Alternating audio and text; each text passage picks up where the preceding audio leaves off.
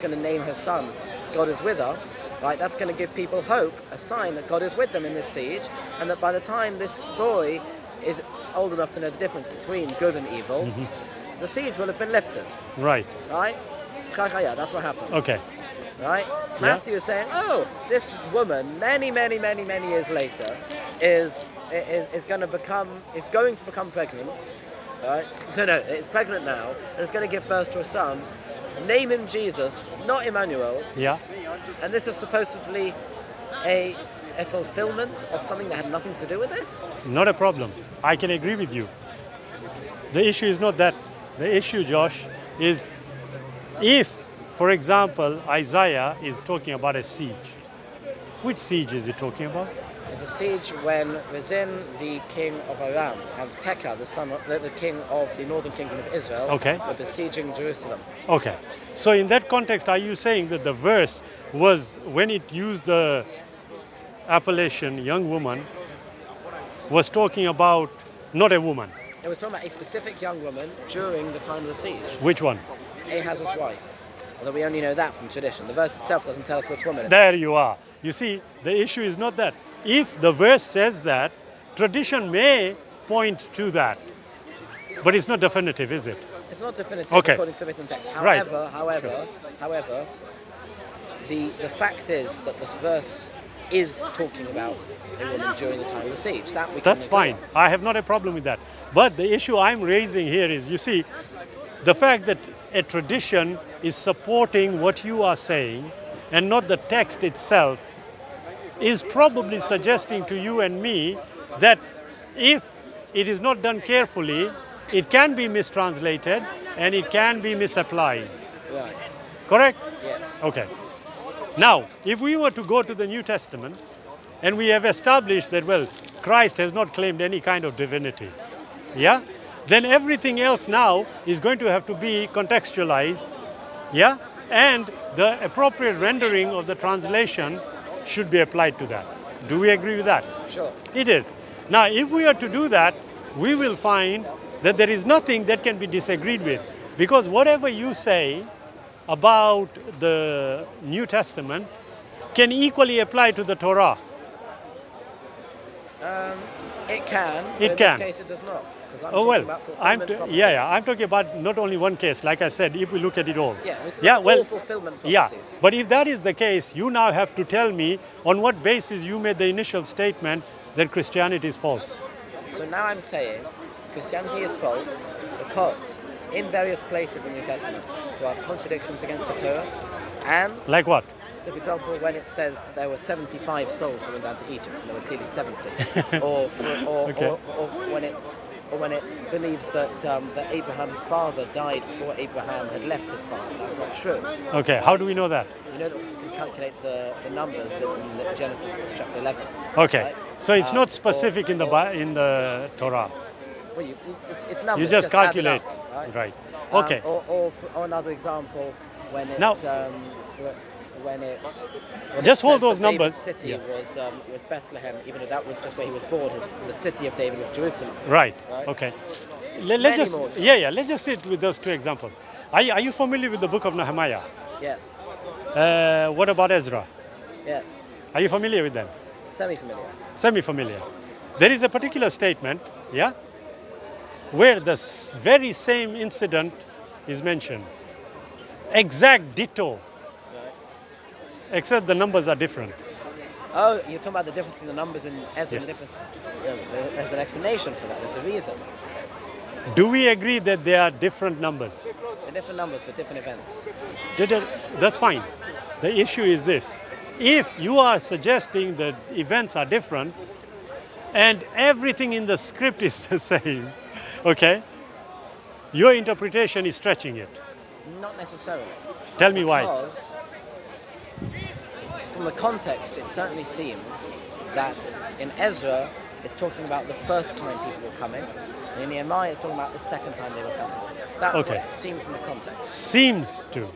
But if you assess, and I'm telling you, try it. I did it. If you assess it carefully, you will find it is exactly the same event. It's not seeming as though it is another event. But I'm just using that as an example for us to correlate. Since you suggested that, look, it's contradicting this, well, I'm saying, well, actually, even here, you can find something similar. Now, if we say that, look, let's agree that there is a possibility, because you yourself have said it seems, so it's not definitive, okay? Fine.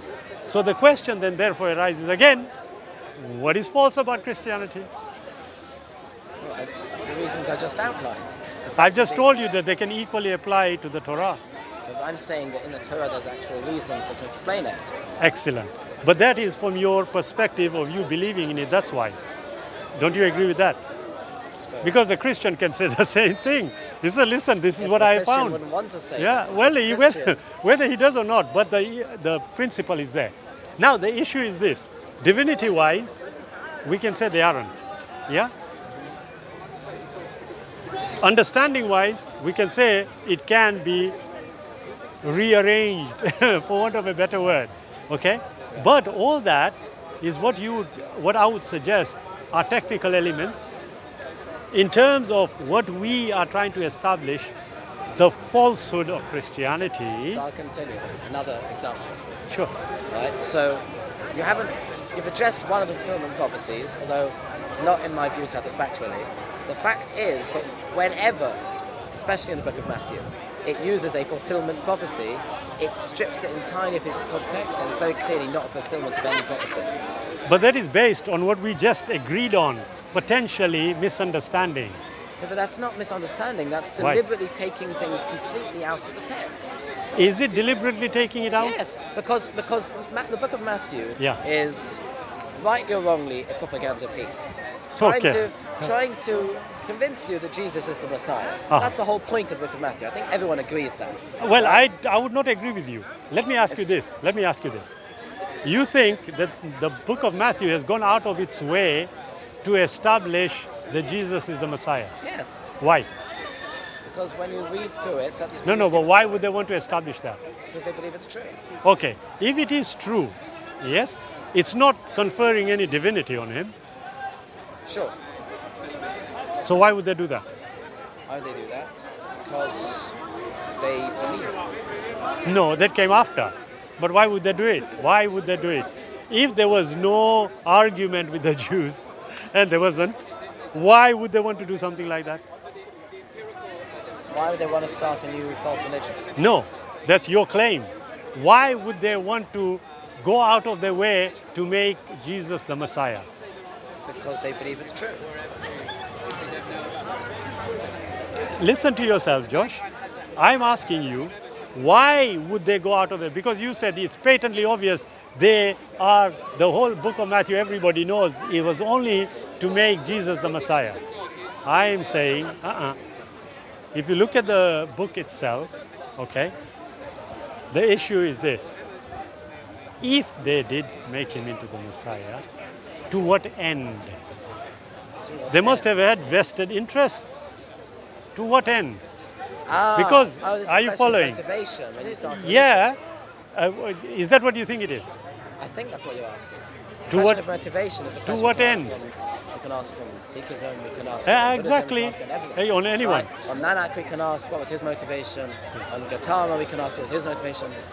Obviously, No, on Muhammad, that's we can what ask as I'm well. asking. No. Right? And there are never Yeah. any easy answers. You can ask this on Paul. Absolutely. Right? There's never any Yeah. easy answers as to why somebody started a religion, even if we agree that that religion is false. But if that is the assumption we work on, that look, the primary motive of these group of people was to start something they knew was false.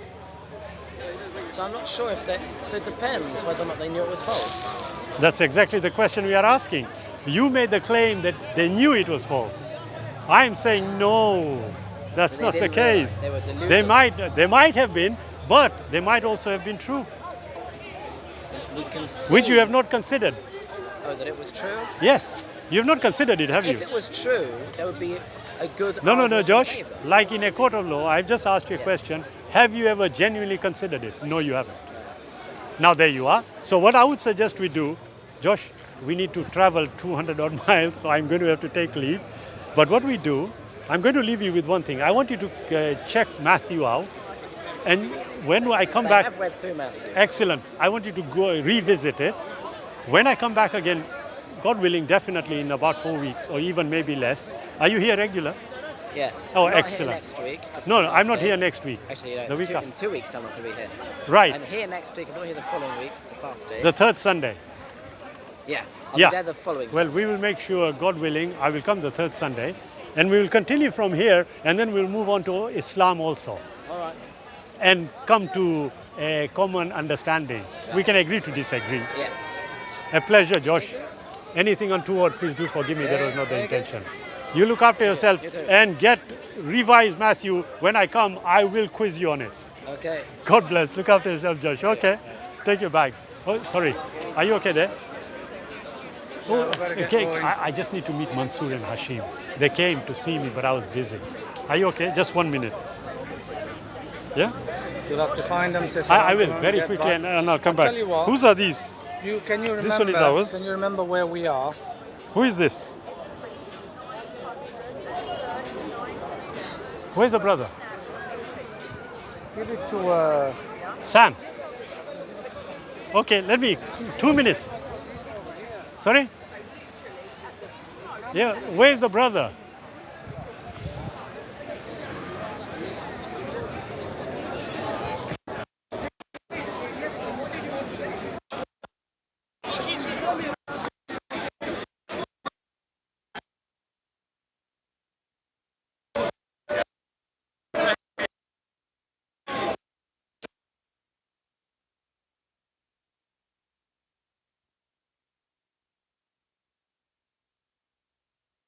Is this yours?